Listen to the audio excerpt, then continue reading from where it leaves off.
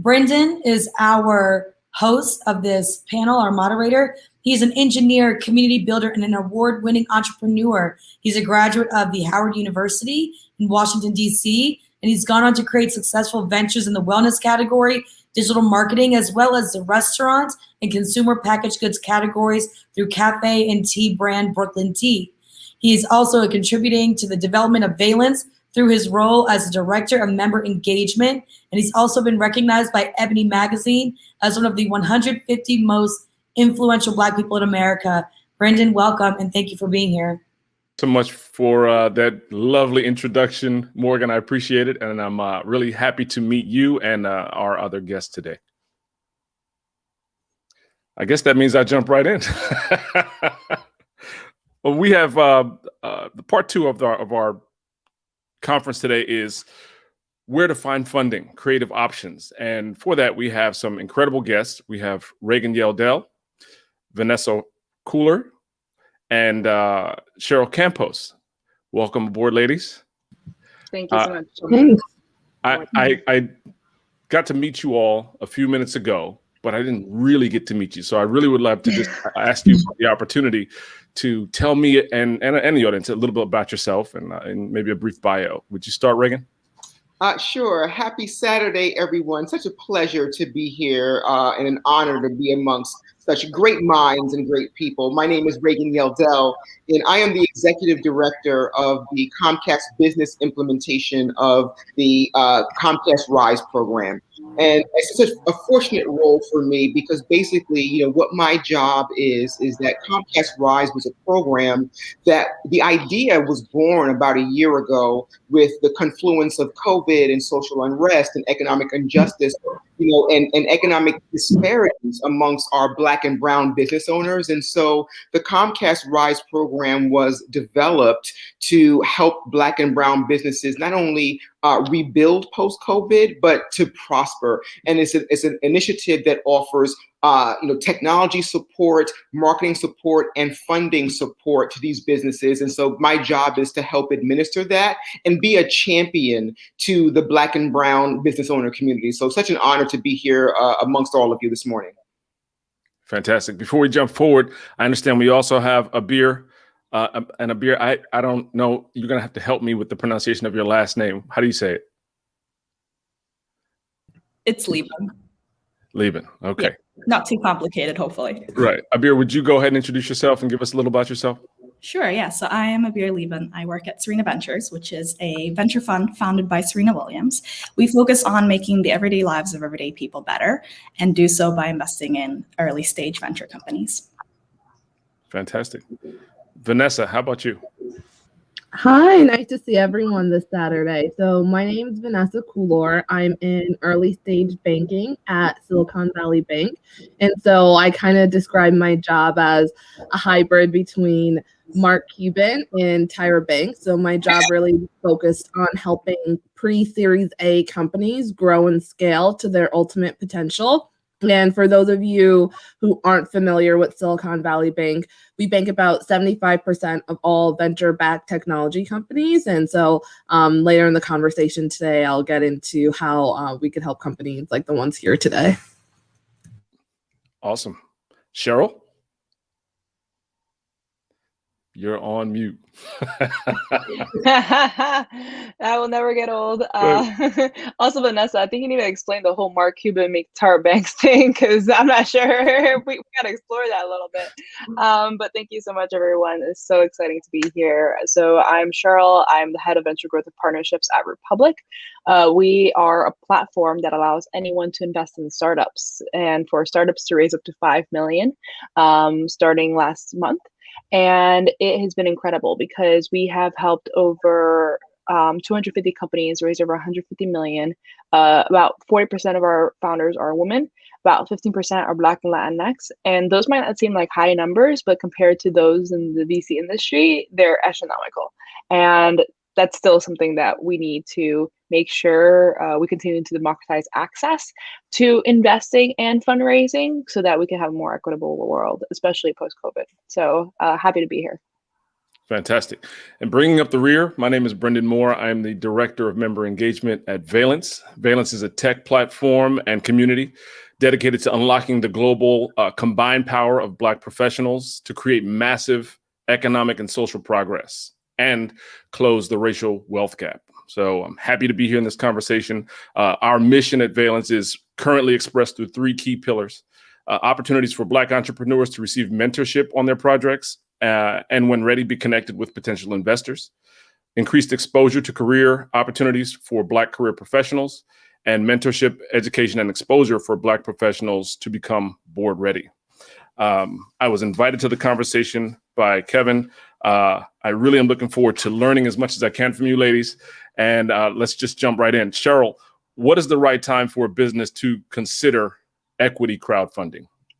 Yep. So taking a step back, this actually was legalized. So we call it crowd investing, just instead of equity crowdfunding, because that's a whole mouthful. But crowd investing essentially was legalized in 2016 with Title III of the Jobs Act, where it finally allowed non-accredited investors, so basically 97% of America who didn't have a net worth of $1 million or annual income of 200K per year, they finally let everyone else invest. And what that does is really allows for the power of numbers, right? It's anyone around the world who believes in a founder and who believes in what they're building can go and put as much money now as they want into a startup.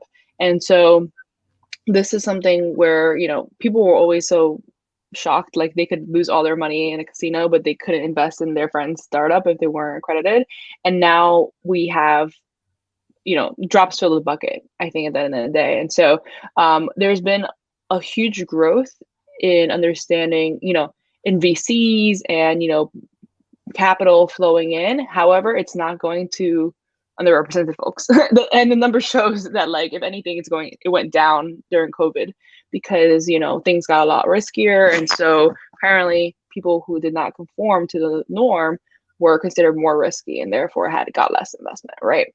And so that's essentially why we need a platform that allows anyone to invest and give the benefit of the doubt so that they could be the ones control, like really putting money into what are going to be the future Fortune 500 companies, right? Mm-hmm. These are things where you're putting your dollars where you want to see where the future goes, right? And mold the future that you want to see. So to that end, when it comes to a startup, right, I would say it's part their traction and the story of the company, right? And so people, especially anyone around the world, we have about 1 million members now, that look at a startup, they want to be moved by the story. They want to see why they're there in the first place, but also that they have some traction. So we generally say, well, first of all, unfortunately, they have to be US incorporated companies. Mm-hmm. They can be operating in, you know, other places, continents, and be US incorporated and have their parent company here. Actually, we did have our first African company to actually raise on Republic, which is really exciting. And I would say it's US incorporated, but it also has traction. So we say post product, post revenue, and at the same time, you know, has a story that makes sense because a lot of founders want to bring their community into the ground floor of the company, right? Mm-hmm. You have to make it seem like this is a compelling opportunity for anyone to start, you know, backing this company now before it becomes a unicorn, right? And so that's kind of how we want to think about it. What are the mechanisms that you guys use or put in place that allows this seemingly new type of access? Is it like, to dumb it down, is it like crowdfunding? How is it different? Great question. So people do confuse it with Kickstarter and Indiegogo, but instead of getting a mug, you're getting equity. So you're actually getting part of the startup. So a lot of what we do, one is like legal. Like we are best friends with CC and FINRA, right? Because we're highly, highly regulated. We have our instrument that's called the Crowd Safe, which is, you know, taking the Y Combinator's safe, simple agreement for future equity and applying it to the crowd. So it's our proprietary instrument that allows for founders to roll up all investors into one line on the cap table. They have no voting information rights. They actually ride out until IPO or acquisition. And so it's that type of thing that we have that expertise. We actually spun out of AngelList as well. So we have deep tech and VC connections that will help with founders in terms of follow-on funding. We also say that about 40 to 60% of a round actually comes from our investor base. We have about 1 million people on the platform, and more, they're starting to see the value of, you know, what we have to offer and the caliber of our companies, right? 3% of our the companies that apply to us actually get on the platform. And partially that's because we have responsibility to our investor base to give them the best opportunities. But at the same time, it's something where we are trying to, you know, offer compelling opportunities from anywhere in the US. So that's just something that we keep in mind. And that's why I'm saying those numbers, those stats that I mentioned, 40% women, 15% Black and Latinx, like that's because we take a holistic view of everything. And so they have incredible companies doing incredible things. And so the fact that they're even being overlooked by VC is something that, you know, we're trying to remediate. Right. You mentioned a little while ago that I thought I heard you say that you had your first company in the portfolio that was on the continent in Africa. Is that correct? Yeah. Yes, that's correct. So Abir has a ton of access and experience there. Abir, would you talk about your experience investing in and finding companies on the continent and how that's impacted your views on investing? Yeah, happy to share. What's really interesting, and I think what people don't quite realize, is that the startup scene in Africa isn't nascent. It's been around for a really long time. I worked out in Ethiopia since 2016 to 2018, and I kept coming across these accelerator startup hubs focused around kind of financial inclusion, fintech, a lot of agricultural tech as well. And it makes sense because those are the areas in which innovation could really benefit the different populations there. I've joined a couple of WhatsApp groups. That's primarily how I do my Africa sourcing, where I have my friends from Nigeria or Tanzania just plug me into these WhatsApp groups where entrepreneurs and founders are asking each other questions and trying to figure out, how do you raise venture capital, especially in a continent where venture capital is kind of not focused. But we're seeing more and more American and European shops start to, you know, poke their head in the African continent, which I have a lot of opinions on, but I hope that we'll see a bit of a stronger local ecosystem come up, and it's happening, but they don't have a lot of assets under management. And that is, you know, fund of fund issue more so than a you know, need or want issue. If you woke up tomorrow and the snap happened, the miracle happened, right?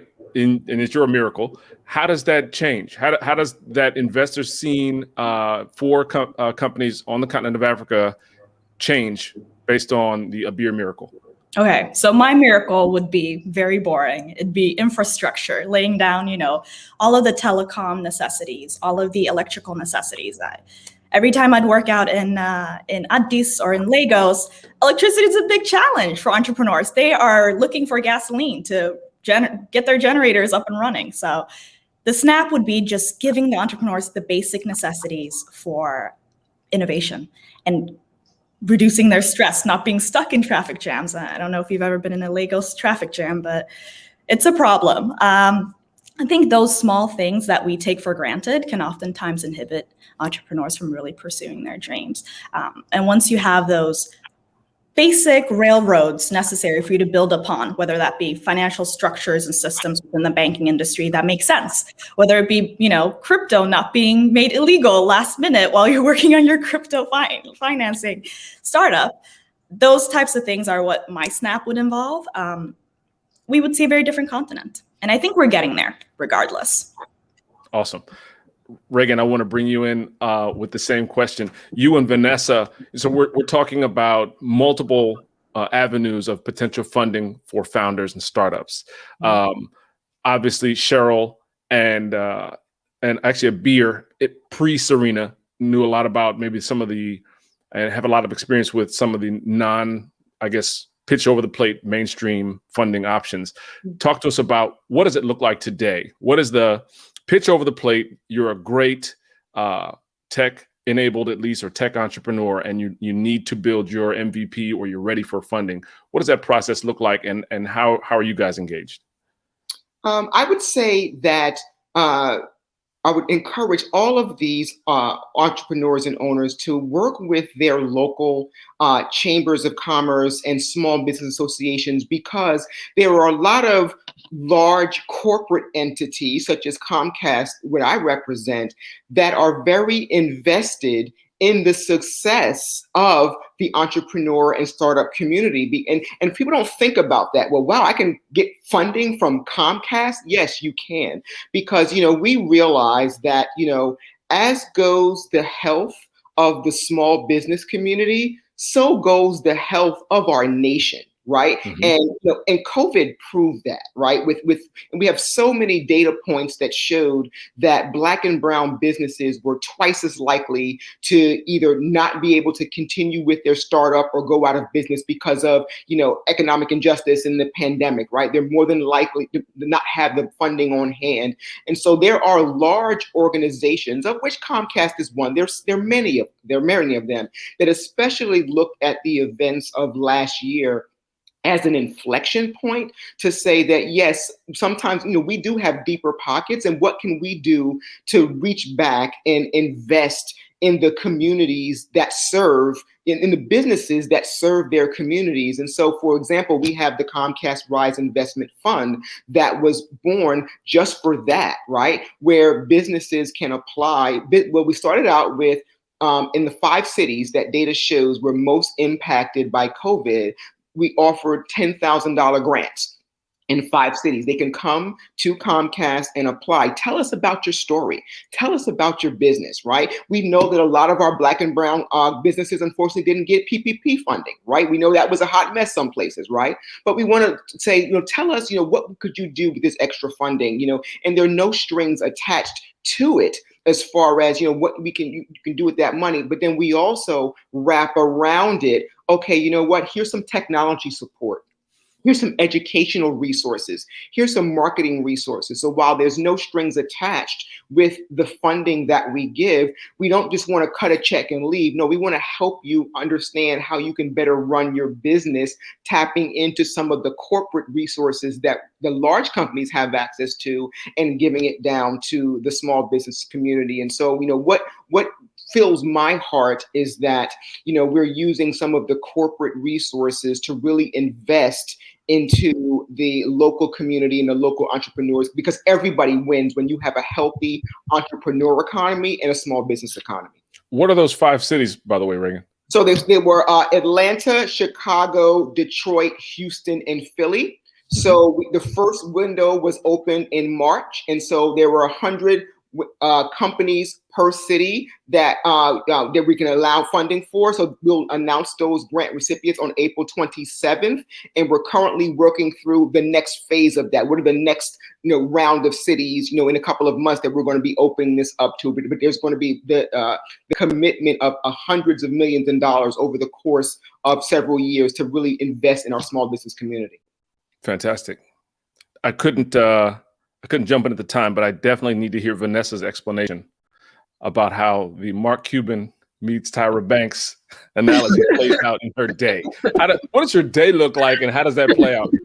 Well, clearly I'm a big America's Next Top Model fan, but I would say day to day, I think my role is really fun because I'm evaluating companies, as if I'm an investor, but SVB, we're not investing in companies that way. So it's really just about helping companies grow and scale to that, institutional Series A point. So I would say it's really a mix of, giving, working with our VC partners, working with our corporate venture partners, looking at, the trends and insights that they're seeing, and then putting all that information into a digestible way that the clients will understand. Okay, got it. I want to definitely turn this into a bit more of a roundtable discussion. So we're all professionals. We know how to navigate, an open conversation. I just think it would be super valuable if I throw a couple topics on the table and let's just talk it out. Feel free to jump in. Okay. All right. Let's talk about, when should founders seek funding? What are some of the variables that input into that equation, and how do we advise young founders, first-time startups to tackle that hurdle? Yeah, and I'm happy to start with this one. I would say to founders, you really need to assess what the need is. So if your need is to accelerate working capital, there's different funding solutions based on that need. So whether that's invoice financing like vendor term, pollen, lighter capital, receivables/payable financing, think about what is the need and then what is the funding solution available for that need. So then another big need we see is funding customer acquisition. So, that's anything from merchant cash advance. You could use Stripe. Clearbank is another really great source as well. So I think sometimes as a founder, we talk so much about the seed round or the Series A, but what are those smaller milestones that you need to achieve? And it's going to be different for every single company. So if a company's in hardware, a lot of the time the need for them is really to fund the product and then build out the infrastructure. And so there's specific funding solutions based on the client need. And I would just underscore what Vanessa said as far as, evaluating, where the need is based on what you're doing. But I would even take it a little step back, because what we've found in some of the conversations is, sometimes some of the entrepreneurs, they have a great idea, a great seed, but then there's how do we translate that into a business plan that's sustainable and talks about not just today, but even what does your business look like 5-10 years from now? Like, what's your end goal, right? And so I would echo what Vanessa says is around, kind of put down your business plan, make sure that that's solid. Again, what is your plan for acquisition? What is your plan for retention? What is your plan for marketing? And then think through what industry are you in? And then that will then help dictate what type of funding sources you need and when. Yeah, to echo what both of you said, I think sometimes people go to venture as the first solution for funding, which doesn't always make sense. It's not the most founder-friendly form of building your company, especially if you want to own your company at the end of the day. Venture is a very specific funding model. It's become rather commoditized, and I would completely blame Shark Tank for putting out a very misconstrued concept of venture capital out there. But at the end of the day, venture is an accelerated form of building your business, and it works best when you have low CapEx, low OpEx, and you can just pour money on the marketing side, pour money on your engineers, and build something really quick. And as a consequence, we've seen software really be where venture does best. If you're building a tech or tech-enabled business, venture capital might be for you. Mm-hmm. If you're building more of a CPG, hardware, there are other things that you can turn to, other funding sources that both Regan and Vanessa have outlined that might be better for you. I'm not saying that venture is exclusive to software and software-enabled businesses, but when we are investing, what we're looking for is ridiculous returns on capital, right? We're looking for 10x, 50x, like we're trying to return our funds because we have a responsibility to our limited partners to not only return the money that they've invested into our fund, but to multiply that, right? Anything under 3x on the fund. So if you have a $100 million fund, anything under $300 million after the 10-year investment period is considered a failure. So with that in mind, as an entrepreneur, I would kind of put myself into the shoes of the people you're talking to on the finance side. What are their incentives? What are they looking for? And do their interests align with what I want out of my company? Do I want to own it? Do I want to give up board seats? Do I want to deal with, acquisition, merger, all of those complications? I think it's really important to study what venture capital is before honestly putting yourself through the absolute pain of pitching. It's not fun. It sucks. Like, we don't have to make it look pretty or say it's great. Pitching is personally painful. I live with entrepreneurs. I've seen how it can really make you feel less than and horrible at the end of the day. And it might not be because your business is bad. It's probably because your business is not a good venture capital. And that's okay. I am a big fan of alternative sources of capital.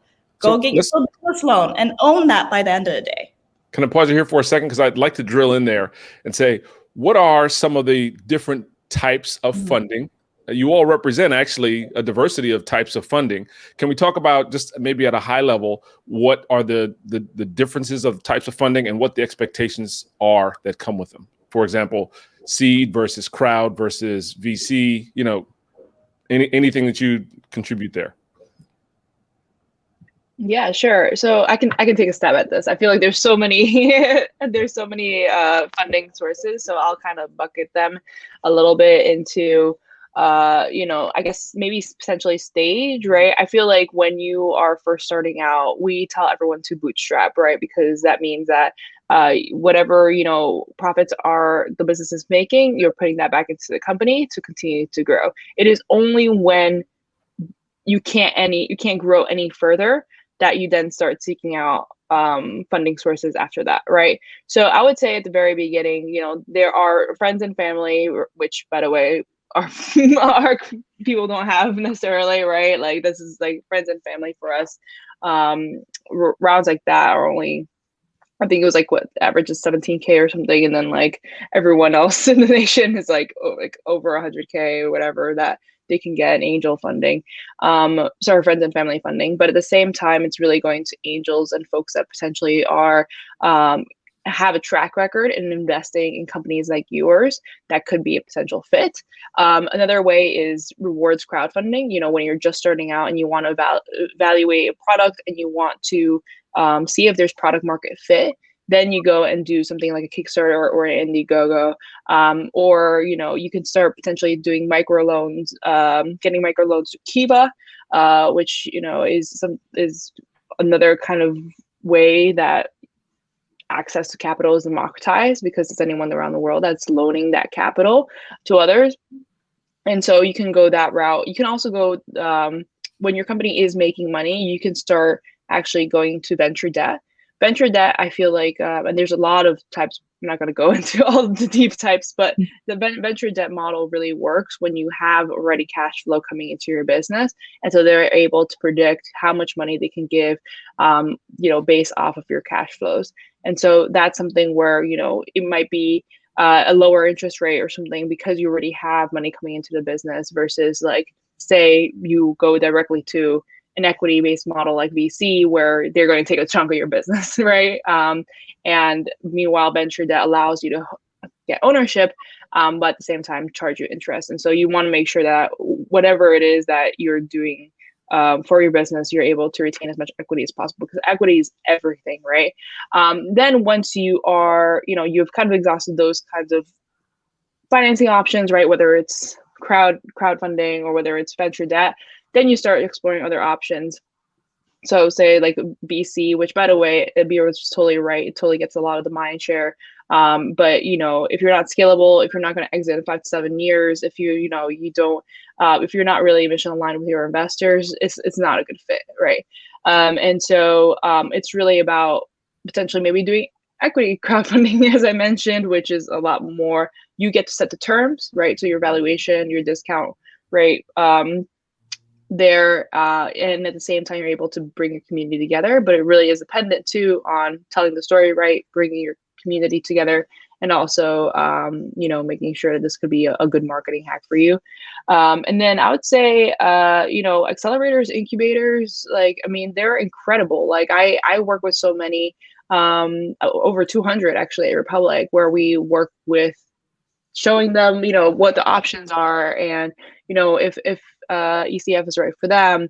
But they're a really great way to get resources, technology, access to incredible talent, and overall just accelerate your growth that I think could be interesting. They do take a little piece of equity sometimes they don't. But at the same time, I think if you are at a great accelerator, these could be ones where, you know, it could really accelerate your growth. And then last but not least are grants. I love saying grants are so incredible. iFund Women has a lot of great grant options. I also like to plug in the National Science Foundation for a lot of companies that might not be a fit for a lot of the other things I mentioned, but they actually are SBIR grants as well. Black Girl Ventures is another one that has a lot of grants because they work with corporations to make sure that this is an option. So forgot to mention that, but that applies for anyone across the board.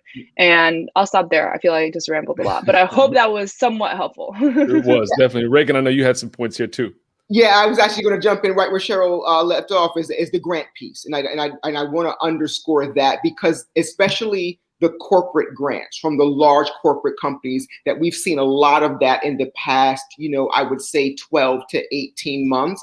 And the interesting part about that is, a lot of entrepreneurs in businesses don't even think about that. And it's even new for us, right? So from a corporate perspective, this is new territory for us. And while we do the best we can to promote them, it's still a challenge in awareness. So that's why we work with the local chambers of commerce, the local small business association to let them know that these grants are available. And because you wouldn't think to say, oh, well, let me see if Comcast can help me with some fun. That would never cross your mind, right? But there are grants available that, not just us, but other companies, especially in the fintech area are offering as well. So I would just say, when we talk about funding, there's a lot more at your fingertips than you would think that they are. But I would just encourage you to really be plugged in to your local chambers, because that's what a lot of the corporate grant programs are going to get the word out that those grants and alternate sources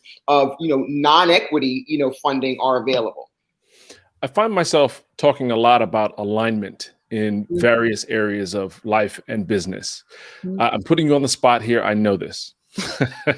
Can you talk about success stories of businesses that maybe you've dealt with through your organizations, or fictitious situation that would be a great alignment for your organization's mission? Either or. Vanessa, I'd love to start with you if you don't mind. Yeah, of course. So we work with a lot of really great, awesome companies, but two scenarios I'll highlight in particular in Boston. We work with a company called Black Tech Pipeline. And so the founder and CEO of that, her name is Paris Athena. And it's actually funny, we met on Twitter. And so I think what Paris is doing, and she's working on trying to get more Black individuals into tech jobs all across the US. But, working with so many different companies, she saw behind the scenes of does it make sense to raise venture? How much ownership do I want to have on this, especially with the mission and goals of the company? When they say most investor relationships sometimes last longer than marriages. And so it's really important that the people that you are allowing to fund the business also have the same idea, morals, and goals for what the business is. And so her and I have had, interesting and tough conversations about, sometimes not accepting money when it's not going to make sense, or, having to push back on things when, she has an idea and vision that she feels is right. And so I think that for me has really been a success story. She's seen some really awesome growth and was one of the founders who was really, really adamant about giving the opportunity to allow people to invest in her business. And I say all the time, your idea or startup or company is going to make someone really rich one day. And that's why they're investing. They see the option that it's going to make them really rich. And so you have to guard that and be very, very careful about who you're allowing into that, because it is a long-term relationship. And she's just done such a really, really great job of being very protective of that. Fantastic. Abir, give me a great alignment for Serena Ventures? Sure. So we made an investment into Isuzu earlier in 2020, and they are kind of tackling two very pressing problems for the bottom of the pyramid, lower income communities. First of all, lower income communities are generally deemed as not credit worthy, and they have limited ways of building credit. So that's the first challenge they're tackling. And secondly, with COVID, and I would argue prior to COVID as well, there are quite a lot of pressures around paying rent, making rent on time. And right now, about 40 million Americans are at risk of being evicted. The rental moratorium lifts in June. So it's becoming more and more of a pressing problem. So SUSE is tackling both of those problems with one single PropTech API. So what happens when you check out during the rental process and try to pay your rent? They have a little API that plugs in right at the end. And if you can't make rent, they give you access to non-predatory lending. So you get loans from nonprofits and public entities so that you can make rent and you don't have to go to those horrible payday lenders to make rent. And then secondly, only 2% of rental income is being reported to credit bureaus. So they also report your rental history to those credit bureaus, helping you build credit and giving you access to other, financial tools down the line. The founder of Mimo is amazing. He's kind of seen this problem himself. And that's something that I love. I love proximity to the challenge that you're solving, because venture startups are so difficult to build. And 5 years down the line, it's very possible that you'll give up, right? So we want somebody that has that intimate knowledge of the challenge and feels strongly personally incentivized to solve the problem. Great. Regan, what can you tell us? And I have a personal story, with how one of the businesses that was awarded some of the resources through the Comcast Rise program, they reached out to us, and their story was so heartbreaking as far as, they were a newly started business just trying to get under their feet. COVID happened. It was two owners, both of them contracted COVID. So then you had that along with that. And they were getting ready to just shutter, their dreams for being business owners, right? And they just took a chance and said, what they had heard about the Comcast Rise Fund and the technology and the marketing resources. And, they filled out an application and just, and applied, and they won it. And they were saying that were it not for those resources, they would have closed their business. And, and that they would have never have thought that a large, impersonal corporate entity would have come to their aid, right? And that they didn't even know that these types of resources were available.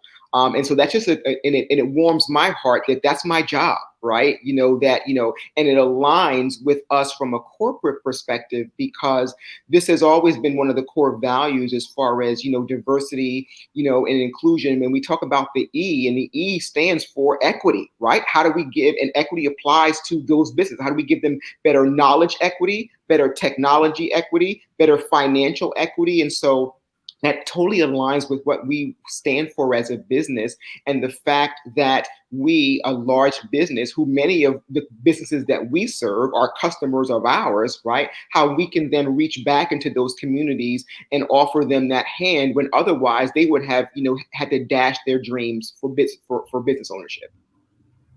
Got it.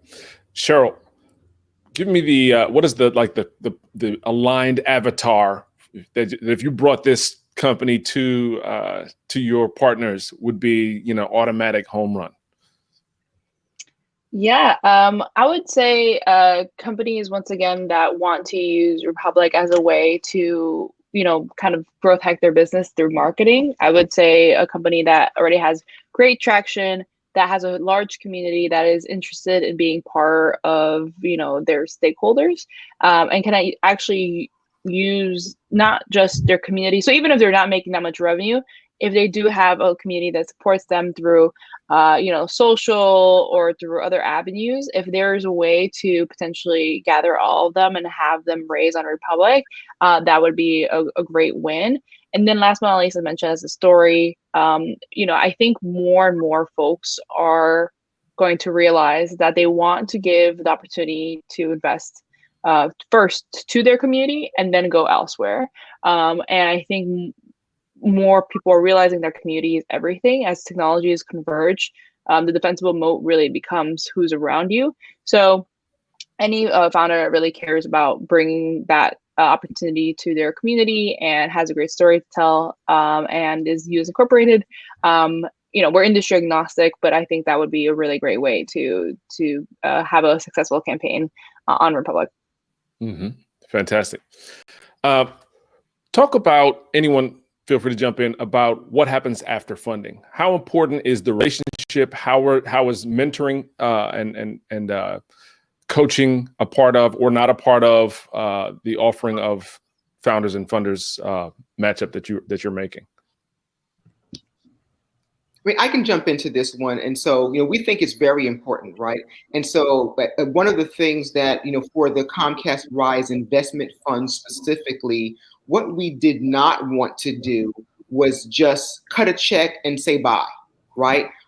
Which, money is great, right? And if we said bye, that's fine. But no, we really, it's all about the educational resources and investing in that business's long-term success. So with the investment fund, yes, if you were awarded the $10,000 grant, you are also get access to the mentoring, the coaching. It's a community aspect of resources that we've partnered with other organizations to say, okay, well, what type of mentoring can we provide you? What type of support? What type of educational tools ongoing to help your business thrive? So, our point of view is that is very important to, again, when we talk about long-term success, long-term sustainable wealth, I think someone mentioned before, is the funding, but wrap around that the ongoing guidance into that business's success. One thing I also encourage founders to do is send a monthly or quarterly update email, even as you went through the fundraising process and had no's and got denied. Still include those investors on that update email. They may want to come back around in the next round or the Series A. And then in regards to venture debt, what a lot of people don't realize is there actually are specific reporting requirements. So, if you end up doing debt with SVB or a similar bank, you will be required to send in monthly financials. We'll be doing diligence. And so that's just something to keep in mind when you are thinking about what type of funding you're going to have. How engaged are the funders going to be in the day-to-day business? What information are they going to need, and what are you comfortable sharing? Yeah, to that point, actually, sorry, if you can jump in real quick. Just one thing I wanted to share around investors that potentially pass on you is that we actually had a woman founder who raised the first 25K of her campaign just straight from the investors who passed on her, but who said like they really liked her. It's just that they didn't have enough dry powder, it wasn't in their thesis, like et cetera, et cetera. She actually went back to them and was like, okay, you can't invest out the fund, but you can invest and support me in this now open equity campaign. And they did. So it's just one of those ways that you can kind of stay connected and, have them talk the talk and walk the walk. That's fantastic. For those of you watching, if you have questions, get them ready now. We're going to go to crowd questions in just a second. I do want to kind of go through a lightning round with the four of you ladies. And Abir, I kind of touched on it earlier with you, I believe. If the miracle happens, right, you're wildly successful, give me the 1 year outlook. If you're wildly successful the next 365 days, where does that put you from where you are today? Start with you, Cheryl. Wow, wildly successful. Pay off my debts. I would say, no, I think my life isn't full without, doing service to others, I feel like, and being around others that I can support. So quite frankly, I really love what I do at Republic. I think it kind of shows in what I say and what things I do. And, being here on a Saturday with all you guys, I think is just incredible because I also want to support founders as much as possible. So if I were successful, I also, by the way, invest out of the community fund, which is $5 million fund. And so I support founders that way. But if I were successful, one, I would obviously make sure that, my family is taken care of and that, then I can go ahead and start deploying even more dollars out of my own personal bank and start investing in founders, I believe. And because there's just so many that I want to support. And we probably make, at least out of the community fund, we make one investment out of like every 80, 90 applications that we see. And so it's just something where, as an angel, if I can deploy fewer checks, and both in just directly, but also through Republic and everything, I would. So that's kind of what I would say. Also, COVID is ending, so hopefully, or the pandemic is ending, which is my cue to potentially travel to many different places that I haven't been to before. Vanessa, what you got? Yeah, I think one thing that I've seen is, it's not just we need more, diverse VCs. We also need more diverse LPs too. And so I would just think of, how can I create more opportunities for my community to build wealth? And then, they'll eventually become those LPs. And I think that it was mentioned before, but it's like, as an investor, you have to have people who you're answering back to. They're going to want their return. And so my goal, I guess, would be, how can I, use my wealth, one, to become an LP and to invest in all of these great startups. But so, all these emerging funds and emerging managers, they're reporting back to someone who gets it. Cheryl. You mean Regan? I'm sorry, Regan. I'm sorry, Regan. No worries. Cheryl, your answer was so awesome. We want to hear it again. So, encore. So I think, wildly successful for me means, we have a goal of touching, we want to touch thousands of businesses over the next couple of years, right? But for me personally, I would love to see, the ripple effect, right? Whereas, we help a business, right? So a business, we award them $10,000 in grant funding, right? Then that business is able to, grow and prosper. But because they're able to grow and prosper, they are able to, employ more people in the community and lift them up. So it's like, it's that trickle effect. And I'll give you a prime example where one of the winners, of one of the Rise Poor, his whole goal was, he wants to firm up his business. It was like like an architectural, HVAC, things like business. And he wants to employ, young Black men in the community who are at risk and teach them a trade so that they can then start their own small businesses. And it's like, multiply that by the thousands of businesses that we hope to touch, and think about the impact that would have in the Black and brown communities, right? Each one teach one. So that's what success looks like to me, that you help one, and then they then help the other, and then the entire community is upraised. So a little bit lofty and aspirational, but we can do it. Got it. Fantastic. Abir, if you're wildly successful in the next year over at Serena, what does that mean? So I have a really strong affinity towards pre-seed investments, because I think that's where kind of the challenge is for Black women in specific. And I'm a champion of Black women founders. My sister is a Black woman founder. Big soft spot for him. And I think generally when you look at the landscape, unfortunately, they're the ones who have the most challenging time raising funding, especially from VC. So for me, I would like to make a couple of investments at pre-seed, specifically with some Black women founders sprinkled in there. I think it'll be hard. It's especially hard to do pre-seed investing when you can't meet people in person. A lot of the investment, repertoire comes from meeting multiple times, having coffee, all of that. And I can't help but wonder if the diminished number of women and people of color who have received funding in 2020 was because of the pandemic. So I look forward to the pandemic kind of wrapping up and getting out there and meeting founders that are building amazing things and making some investments. Fantastic. Again, my name is Bryndan Moore, and if I'm wildly successful in the next 60 seconds, I'll get you all to join me on valence.community. With the time we have left, I want to read a couple of these questions, and I know we only have a few minutes, so let's start with the latest. Festus says, I run a movie behind-the-scenes platform in Nigeria. Are there funding opportunities for African-based entrepreneurs? I can tackle this one. Yeah, go.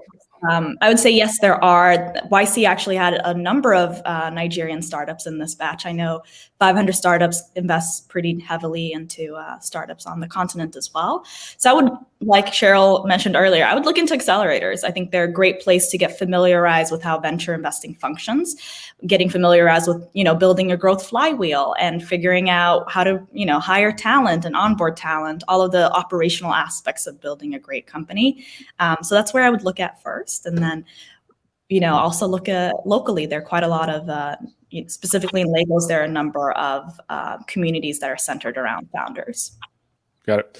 Barbara says, in which order should we pursue funds? Should we pursue grants first, crowdfunding next, loans third, and investors last? I think there's a couple of opinions we've already expressed here.